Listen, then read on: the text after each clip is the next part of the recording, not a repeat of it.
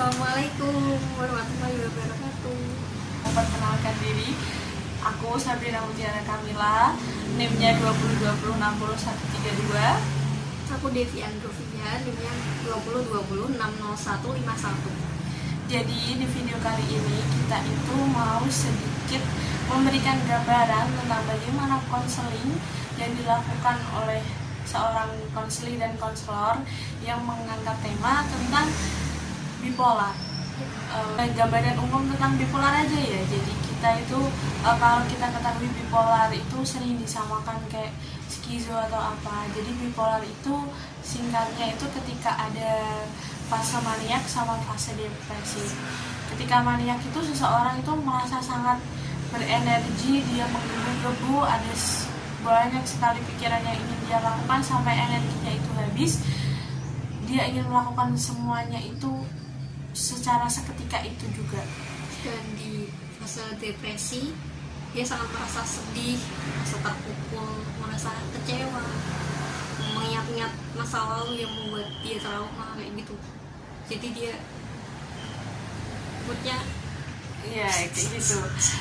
Mungkin akan banyak kekurangan, jadi mohon maaf sebelumnya. So bisa kita lihat video setelah ini. Bye bye, enjoy. Halo, selamat siang. Selamat siang. Perkenalan, nama kamu siapa? Nama aku Devi. Perkenalin, nama aku Tiara. Terus mau kesini mau cerita apa? Sebenarnya aku agak bingung mau cerita, mau mulai dari mana. Ini aku cerita secara random aja ya. Awalnya aku tuh gak berani cerita sama siapa-siapa tentang kondisi aku. Aku cuma cerita sama teman-teman terdekat aja, gak berani ngungkapin ke keluarga dengan orang lain juga. Aku takut gak diterima bahkan sama keluarga aku sendiri. Aku mulai aware dengan kondisiku ketika aku mengalami gejala mania. Aku susah tidur berhari-hari, pikiran loncat-loncat, random, impulsif, sangat bersemangat. Namun dalam 30 menit kemudian kondisi ini bisa tiba-tiba berubah gitu. Jadi fase depresi.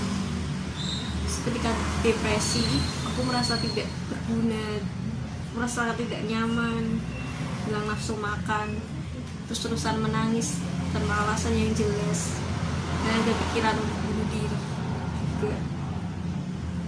Saya sempat self-diagnose karena merasa ada 10 gejala yang saya rasakan dari 13 gejala setelah aku search dari Google.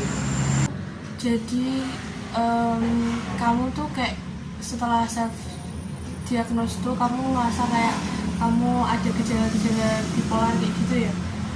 Iya, waktu aku search Google, aku merasa kayak diriku ada pada gejala-gejala itu. Kalau kamu ngedeskripsiin diri kamu tuh, kamu kayak gimana sih orangnya? Menurutku aku orangnya itu punya perasaan kuat terhadap banyak hal, emosional. Selama aku jadi remaja sampai jadi mahasiswa, saya jarang mengalami rasa cemas atau insomnia atau masalah-masalah serius lainnya. Di tahun-tahun terakhir ini sebagai mahasiswa, saya selalu memiliki jutaan ide dan pikiran yang selalu ingin aku ungkapin. Terus gimana lagi? Aku kehilangan rasionalitasku, kehilangan koneksi dengan tubuh aku sendiri. Aku tidak bisa tidur, makan. Aku bisa berubah dari perasaan takut menjadi depresi. Aku juga sempat merasa bersemangat, berenergi, ingin melakukan sesuatu untuk menghabiskan energiku. Pokoknya saya harus melakukan sesuatu, melakukan aktivitas yang banyak, dan aku gak bisa diem aja gitu. Aku bisa merasakan suatu perasaan yang sangat sedih, kejadian itu, karena biasanya aku ingat-ingat kejadian sedih yang membuat aku trauma di masa lalu. Aku boleh tahu nggak traumamu itu dalam hubungan apa? Sama temenmu di kampus hubunganmu kayak gimana? Hubungan itu baik-baik aja sih sama teman-temanku. Kalau dari keluargamu, papa, mama, gimana hubungannya?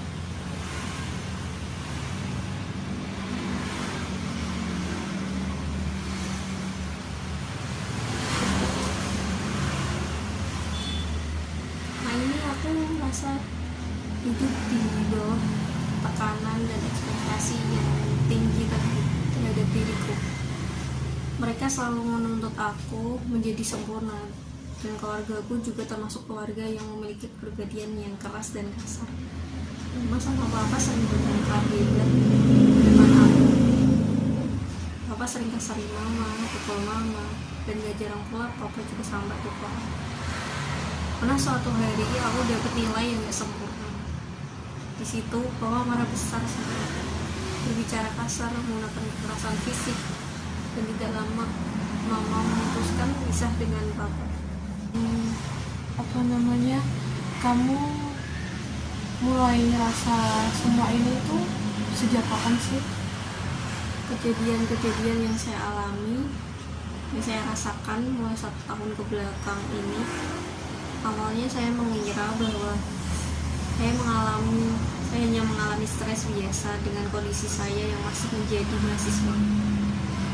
Namun seiring berjalannya waktu, tanda-tanda lain mulai muncul dan membuat saya bertanya-tanya tentang apa yang terjadi kepada diri saya. Saya juga banyak mendapatkan bisikan-bisikan melakukan bunuh diri. Sekuat tenaga saya menepis bisikan tersebut. Namun semakin saya menghindar, semakin saya mengabaikan bisikan-bisikan tersebut.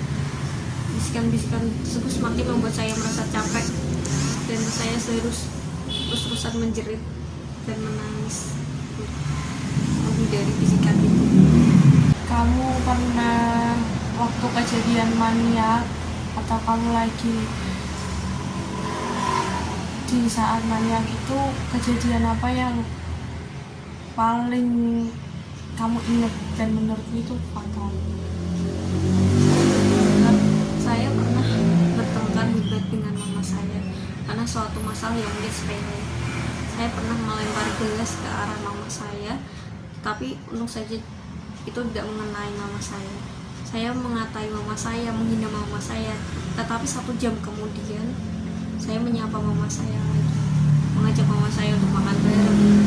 Saya sama sekali tidak merasa bersalah, dan waktu itu mama saya sempat bertanya sama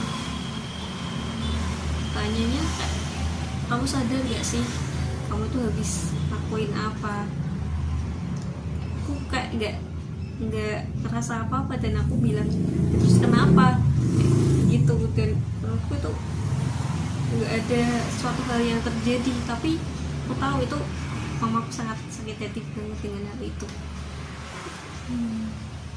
Jadi kayak gitu ya kejadian pas kamu maniak, salah satu kejadian pas kamu maniak. Itu tadi kan waktu kamu di fase maniak, kamu bisa cerita nggak kalau kamu di fase depresi itu kamu kayak gimana? Untuk cobaan bunuh diri sih masih terbesit sih, masih terpikirkan untuk Masih bunuh sering. diri, sering untuk kepikiran untuk bunuh diri, tapi saya masih kayak gak mau gitu bunuh diri. Kadang aku berniat untuk self harm, dan aku juga kepikiran untuk tidak tidur dan takut akan kejadian yang saya alami besok.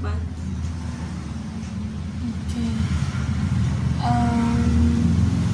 Kamu kesini berarti ada niatan untuk bisa mengurangi bipolar yang ada dalam diri kamu kan berarti?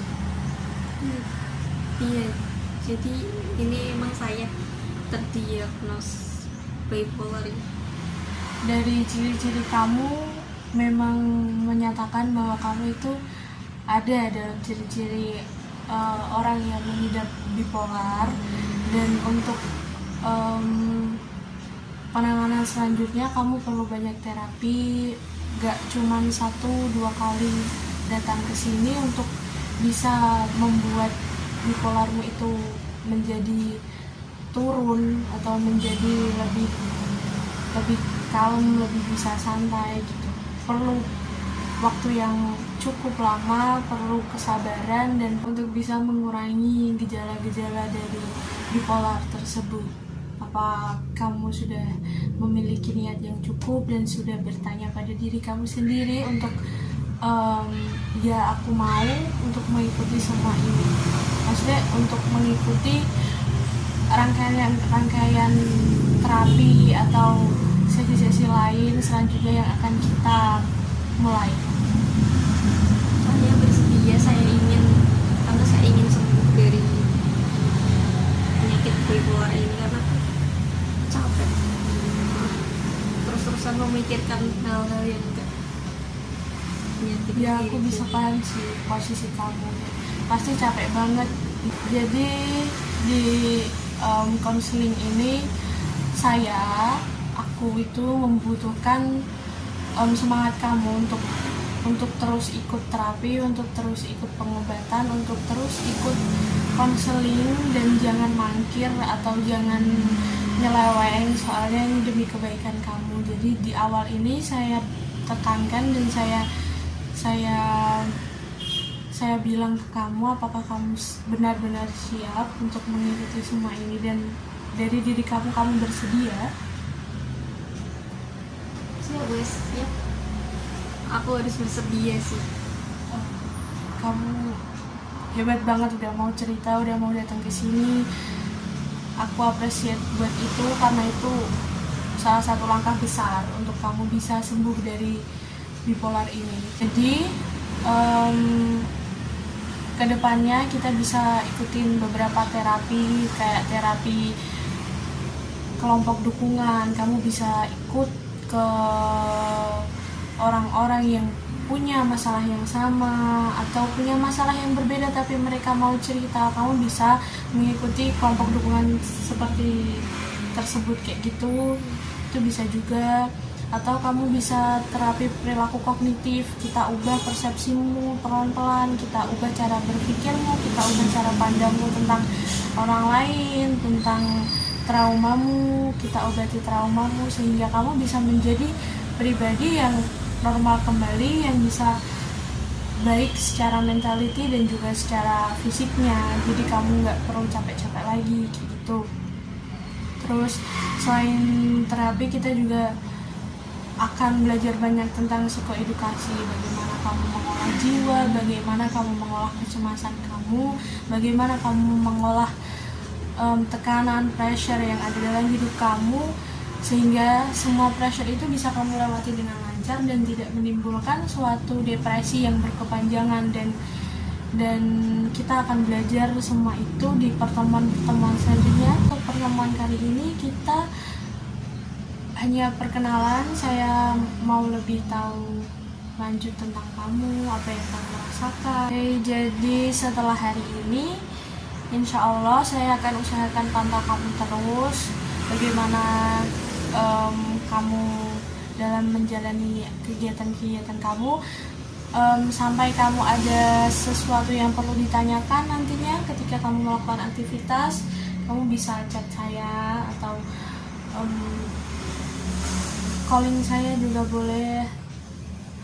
Sebisa mungkin saya akan bantu sebisa saya, semaksimal saya, untuk kita sama-sama belajar untuk menjadi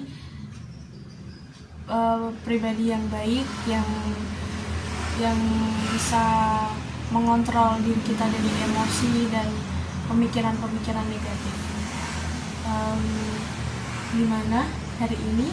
Apakah kamu sudah merasa lega atau gimana perasaannya setelah bertemu? Setelah aku bercerita dan setelah aku didiagnos, aku merasa lega karena aku udah mengetahui apa yang sebenarnya terjadi sama diri aku. Jadi aku udah sangat lega sekali. Terima kasih atas bantuannya. Dan saya juga terima kasih. Saya appreciate kamu udah mau datang ke sini, udah mau bercerita. Saya berterima kasih untuk itu. Terima kasih.